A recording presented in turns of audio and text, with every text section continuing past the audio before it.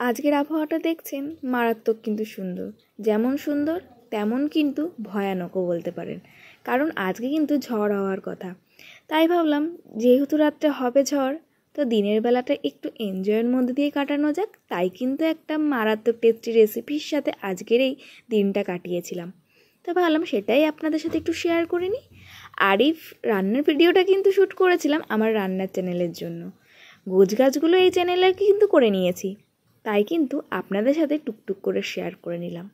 আর আপনাদের কি এখনও কোয়ারিজ রয়েছে আমার রান্নার চ্যানেলের নাম কি? চলুন আপনাদের মনের থেকে কোয়ারিজটা একটু সরিয়ে দিই। আমার রান্নার চ্যানেলের নাম রান্নার ঝুড়ি, অবশ্যই কিন্তু দেখে আসতে পারেন। তো সব জিনিসপত্রগুলো এখন আমি টুকটুক করে গুছিয়ে নেব। আজ কি তৈরি করেছিলাম চিকেন প্যাটিস। আসলে বন্ধুরা, আমি তো আমার মন মতন করে তৈরি করেছি, কিন্তু নাম কি দেবো বুঝে উঠতে পারিনি।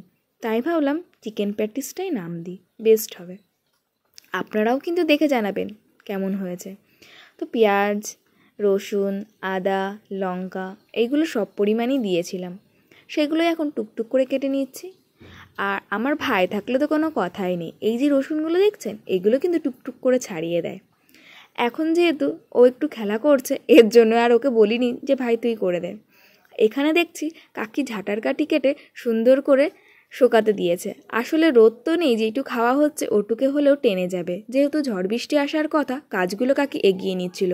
আর এখানে দেখুন আমার ভাই আমাকে দেখে কিভাবে দৌড়ে এসছে। তো এখন আমি কিছু কিছু কাজ গুছিয়ে নিচ্ছি। এখন এইগুলো কিন্তু আমি পেস্ট করব না, একবারে ঘষনি দিয়ে ঘষে নেব, তাহলেই কিন্তু মিহি হয়ে যাবে। আর বন্ধুরা জানেন তো আমার না রান্না করতে খুব ভালো লাগে। এটা হয়তো আমি আগের ভিডিওতেও আমি আপনাদের সাথে শেয়ার করেছি, তাও না আবার বললাম, জানি না কেন। কোনো শরীর খারাপ থাকলে যখন আমি রান্না করতে পারি না, তখন না মনটা খুব আনছান আনছান করে যে কবে শরীরটা ভালো হবে আর আমি একটু মন ভরে রান্না করতে পারবো। সে যাই হোক, আমাকে রান্না করতে দিলেই হবে। জানেন তো এই রান্না বান্না কিন্তু আমাকে ছোটোবেলায় একদমই মা করতে দিত না। ছোটোবেলা কি এখনও কিন্তু বন্ধুরা করতেই দেয় না বলতে গেলে। আমি নিজের কাজগুলো না নিজেই টুকটুক করে করি।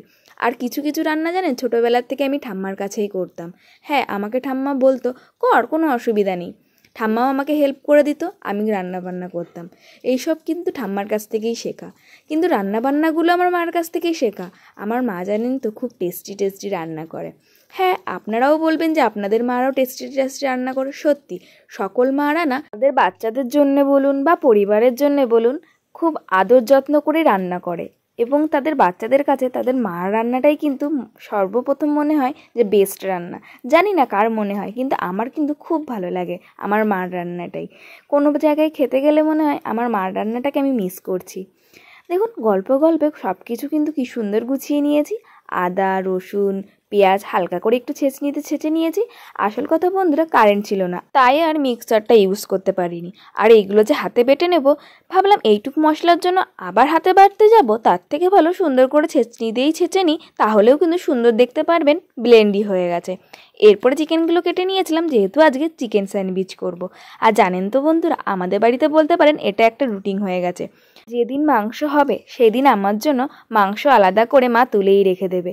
তাহলে কি বুঝতে পারছেন আজকে আমাদের বাড়ি মাংস হয়েছে? হ্যাঁ, একদমই ঠিক ধরেছেন। যেহেতু আজকে আমাদের বাড়ি মাংস হয়েছিল, তাই কিন্তু মা নিজেই তুলে রেখেছিল যে কিছু তো একটা রেসিপি কর।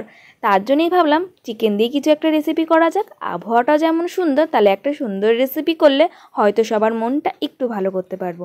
আর এইদিকে আমি বোনকে বলেছিলাম একটা সস নিয়ে আসতে, তাই সেই সসের সাথে সাথে একটা যেহেতু আম পেয়েছে সেটাও নিয়ে চলে এসেছে। আমি এখানে পুরটা সুন্দর করে রেডি করে নিয়েছি, এখন আবার কিন্তু সেটআপটা গুছিয়ে নিচ্ছি। এখন আমি যে প্যাটিসের ডিজাইনটা ওটা কিন্তু সুন্দর করে গড়ে নেব। আর প্যাটিসের ফুল ভিডিওটা কিন্তু আমার রান্না চ্যানেলেই আপনারা দেখতে পাবেন।